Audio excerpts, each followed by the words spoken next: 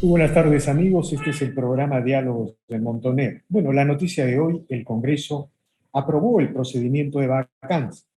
Se necesitaban 52 votos para dar trámite al proceso de vacancia, para obligar al presidente a responder a los cuestionamientos de la representación congresal, pero se lograron 76 votos. Votaron a favor dos bancadas que parecían distantes y lejanas de esta posibilidad, en este caso Acción Popular y Alianza para el Progreso.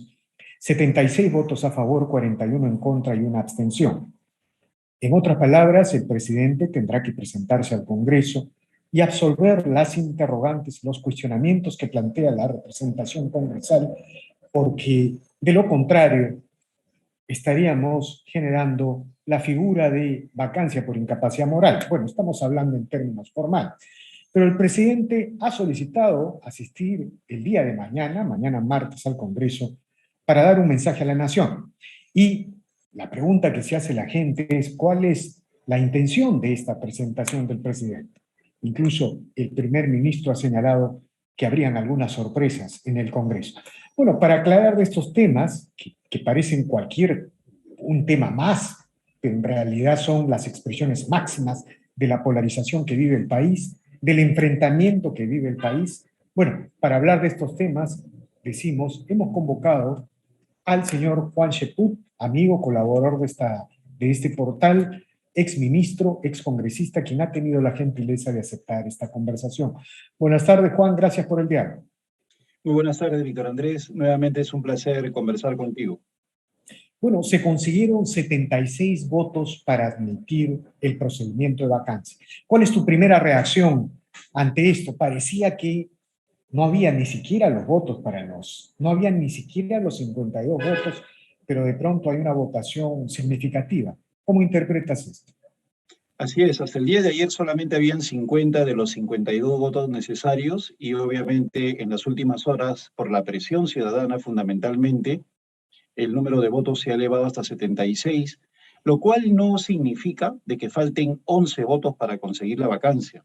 Como tú sabes, en política la aritmética no funciona y el hecho que se admita una moción de vacancia no significa que las mismas personas que votaron por la aceptación vayan a votar a favor de la vacancia. Por otro lado, yo veo una confusión en los parlamentarios. El presidente es un funcionario no interpelable. Una moción de vacancia no es lo mismo que una interpelación. Por lo tanto, cuando algunos parlamentarios indican, vamos a darle al presidente la oportunidad de acudir al Parlamento para que diga su verdad y responda a las preguntas que le hagamos, están confundiendo una moción de vacancia, que significa la pérdida del poder, la salida del cargo, la están confundiendo con una interpelación. Eso es errado desde mi punto de vista y es algo que se tiene que aclarar desde el punto de vista conceptual para evitar de que se caiga en ese exceso.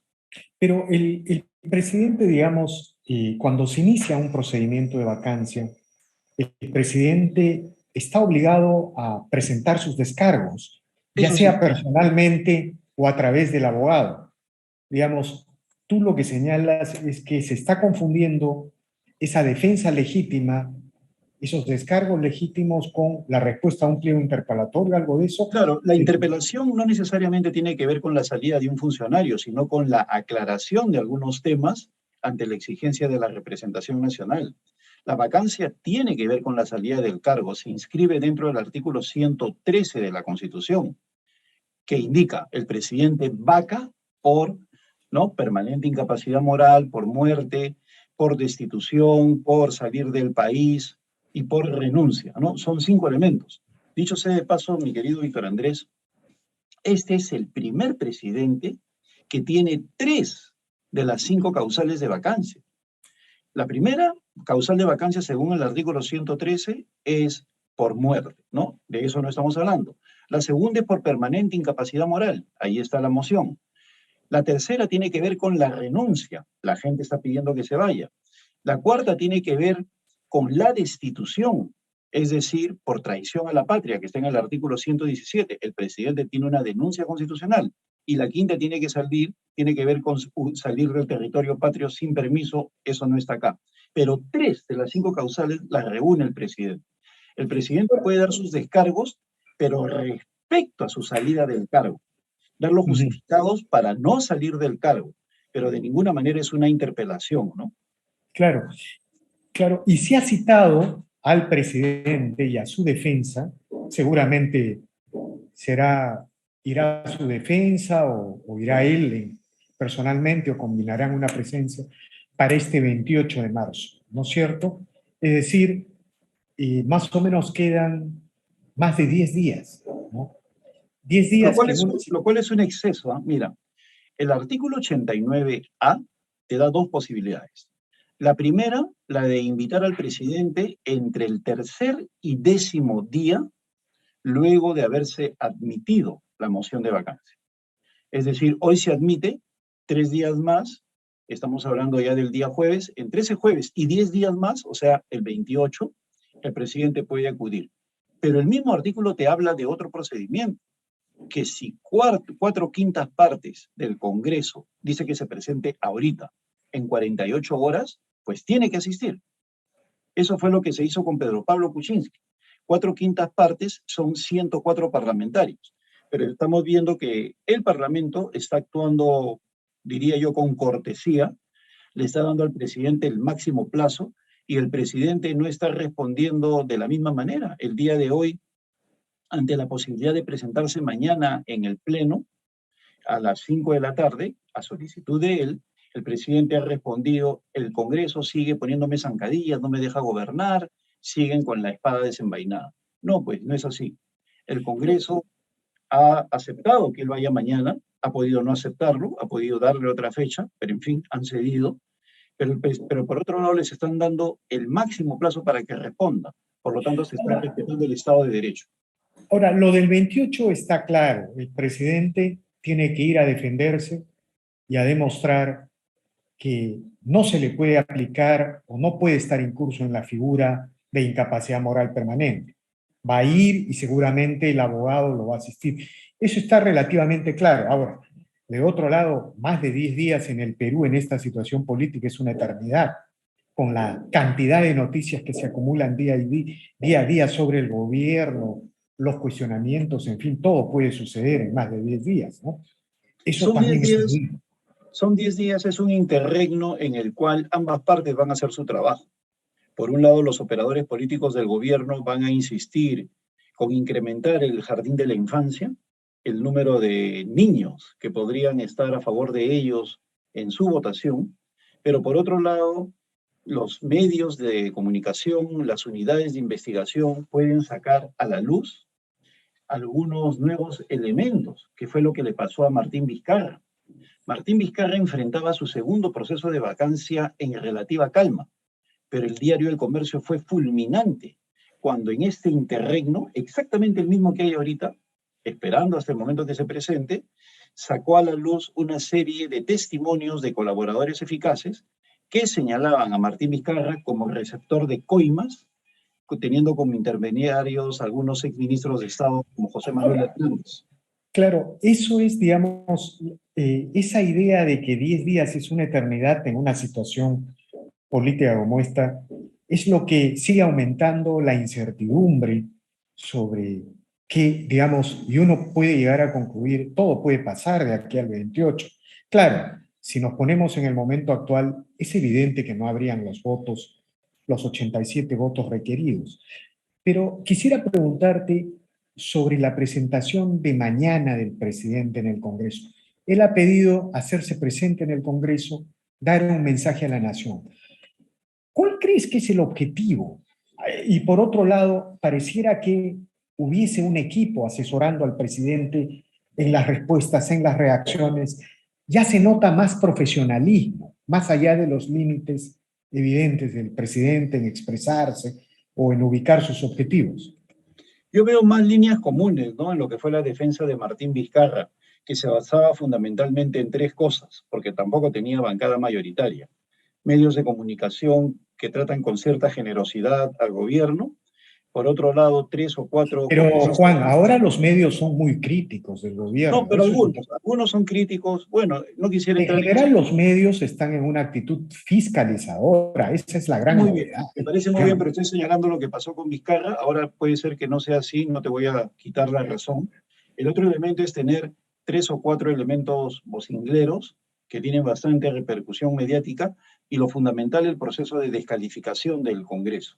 Esos 3 elementos se perfilan en la defensa del presidente Pedro Castillo, por lo cual yo estimo que por lo menos hay un buen grupo de ex asesores de Vizcarra que ahora están al lado del presidente. Ahora, ha hecho bien María del Carmen Alba, la presidenta del Congreso, en acotar el discurso del presidente de mañana. Ha puesto en su carta lo siguiente: señor presidente, le invoco respetuosamente que no ingrese en terrenos propios de la moción de vacancia presidencial, no aborde temas referentes a la vacancia presidencial, con lo cual está diciendo no confunda los planos y sobre todo no ingrese en el terreno de anticipar una defensa cuando todavía no se han ejecutado los plazos. Allí ha hecho muy bien Mari Carmen Alba. Por eso creo yo que el día de mañana la principal preocupación del presidente tiene que ver con la denuncia constitucional por traición a la patria. Como esa está avanzando y para eso se requieren tan solo 66 votos para la destitución, creo que es lo que verdaderamente le quita el sueño al presidente y por eso estaría buscando... O sea, la tesis que tú planteas, y en general algunos analistas, es que él va a ir a desvirtuar los argumentos que hay detrás de esta acusación constitucional por traición a la patria. Eso es Claro, va a básicamente. utilizar esos argumentos, va a querer colocar un puente de plata, va a hacer un llamado a la unidad nacional y de repente hasta hace un anuncio de cambio de gabinete. Lo que está buscando es limar las diferencias existentes con el poder legislativo para tratar de llevar la fiesta en paz. Pero desde mi punto de vista lo hace tardíamente y con el lenguaje equivocado. Cuando él habla de que le están poniendo zancadillas cuando es una atribución constitucional del Parlamento el darle curso a la moción de vacancia, pues está ingresando en el terreno de la descalificación. Ahora, ¿por qué, Juan, señalas de que es más viable la acusación constitucional por traición a la patria? Es verdad, se necesitan 66 votos, pero por otro lado, es sabido que los miembros de la comisión permanente que votan como primera instancia para calificar la acusación no votan en el pleno. Y eso, digamos, equipara prácticamente el número de votos a los 87 requeridos en el caso de incapacidad moral. Mira, ¿Cómo? como todo en política, la proporción no es aritmética. Y te doy un ejemplo. El señor Enrique Wong es oficialista, por lo que hemos visto en sus últimas votaciones, y pertenece al partido Podemos. El señor Enrique Wong pertenece a la subcomisión de acusaciones constitucionales y por ende a la comisión permanente. Allí puede votar a favor del gobierno, pero luego, cuando venga el pleno, él no va a poder votar en el pleno. Allí podrá votar gente como el señor Anderson, que sí está en contra del gobierno. Entonces, una persona que vota a favor del gobierno no va a poder ejercer su voto a favor del gobierno en el pleno. Y de su mismo partido va a haber otro parlamentario que sí vota en contra. Por eso te digo, no existen las proporciones en el Congreso. Dentro de esos 66 votos pueden estar aquellas personas que realmente prefieren ver al presidente destituido y no necesariamente exonerado. Ahora, digamos, si te pusieras del lado del presidente Castillo, ¿no es cierto? Y tuvieras que hacer una ingeniería política, digamos, ¿qué es lo que debería hacer el presidente Castillo para superar este aparente vendaval, esta aparente suma de fuerzas adversas que se están organizando en contra de él? Digamos, Bueno, algunos dicen que no tiene posibilidades de maniobra, que es como que inevitablemente va a un curso de colisión, pero en política es un arte, es el arte de lo imposible. ¿Tiene alguna posibilidad el presidente de reorganizar un camino hacia la gobernabilidad, crees tú? ¿O ya yo crees creo que que... él puede obtener un núcleo duro sobre la base de personas o de grupos políticos afines, y ahí tiene operadores eficientes. Por más cuestionamientos que tenga con la justicia, es un operador eficiente, ya lo demostró el señor Vladimir Cerrón.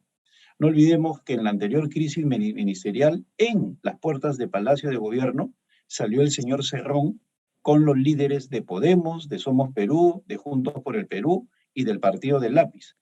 A eso agreguémosle ahora el Partido Morado y ya tendría más de los votos necesarios, cerca de 50, con lo cual sería imposible llegar a los 87 votos. Ahora, ¿tú no ves la posibilidad de que en un determinado momento, mira, yo noto el caso del Ministerio de Economía, ¿no es cierto? El ministro Carlos Graham es un ministro, en realidad es el ministro que ha aquietado el dólar. En realidad, Carlos Graham, el nuevo ministro de Economía, está ahí porque nadie puede pelear con el dólar. Los mercados tienen un enorme poder cuando no están destruidos.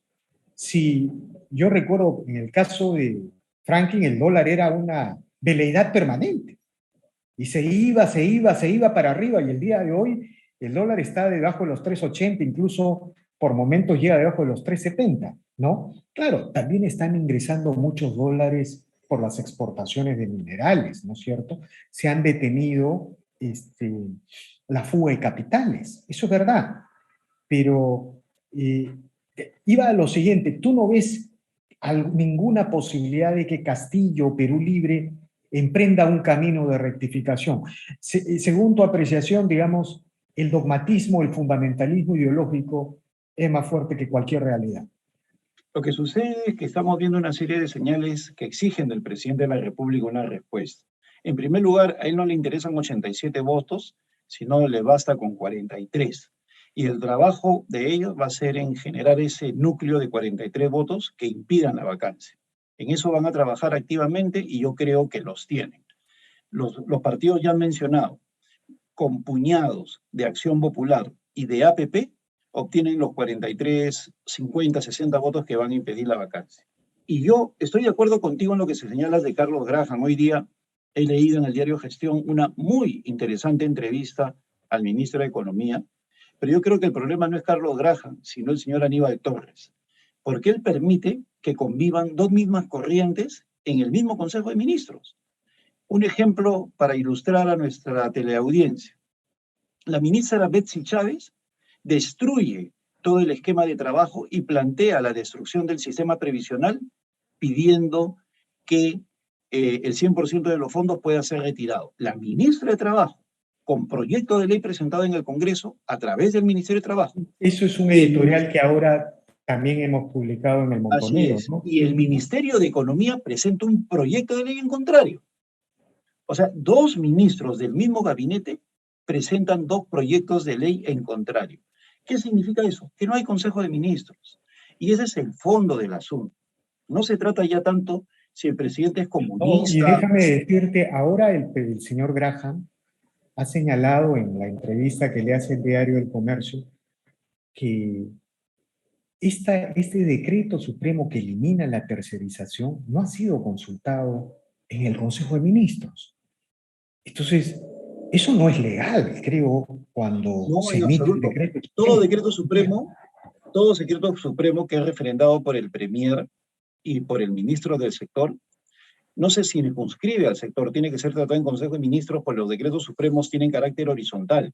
Por ejemplo, un decreto supremo sobre lucha contra la pobreza tiene que ver con salud, con educación, con infraestructura, con el MIDI, con el Ministerio de la Mujer, porque es horizontal. Un tema como la informalidad, también. Un tema como la afectación a la competitividad, también es horizontal. Afecta a producción, afecta a comercio, que son ministerios que tienen empresas que tercerizan para ganar ventajas competitivas y darles mayor productividad. Y sin embargo, eso se está anulando con este decreto supremo de la señora Betsy Chávez, que está siguiendo al pie de la letra la Agenda 19 de Iber Maraví, que como sabemos es una agenda sindicalista. Entonces, claro, me parece muy la bien, Agenda 19, y digamos, estos temas lo manejas tú porque tú también has sido ministro de Trabajo, ¿no? La Agenda 19 quiere construir relaciones laborales en base a sindicatos en un país donde el 85% del empleo es provisto por pymes, por pequeñas unidades productivas, pequeñas y medianas empresas. Eso es un desconocimiento absoluto de la realidad, ¿no? Y donde el sindicalismo no llega ni al 2% de la población económicamente activa.